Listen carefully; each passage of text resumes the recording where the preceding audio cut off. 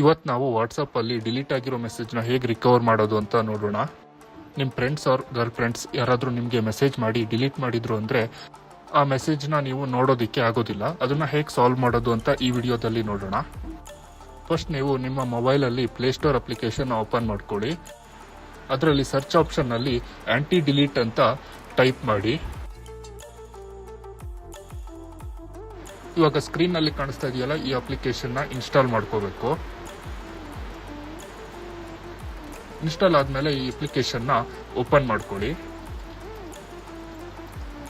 ಇದರಲ್ಲಿ ಮೇಲ್ಗಡೆ ಒಂದು ಎನೇಬಲ್ ಆಪ್ಷನ್ ಇದೆಯಲ್ಲ, ಅದನ್ನ ಎನೇಬಲ್ ಮಾಡ್ಕೊಳ್ಳಿ, ಅಲೋ ಕೊಡಿ. ನೆಕ್ಸ್ಟ್ ಸೆಟ್ಟಿಂಗ್ಸ್ ಅಲ್ಲಿ ಕೂಡ ಆಂಟಿ ಡಿಲೀಟ್ ಅಪ್ಲಿಕೇಶನ್ನ ಎನೇಬಲ್ ಮಾಡಿ.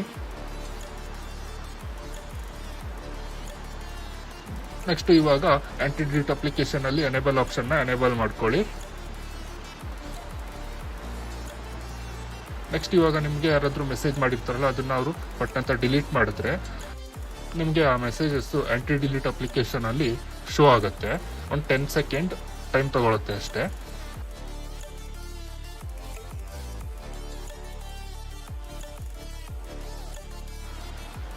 ನೋಡಿ, ಇಲ್ಲಿ ನೋಟಿಫಿಕೇಶನ್ ಅಲ್ಲಿ ಬಂದಿದೆ.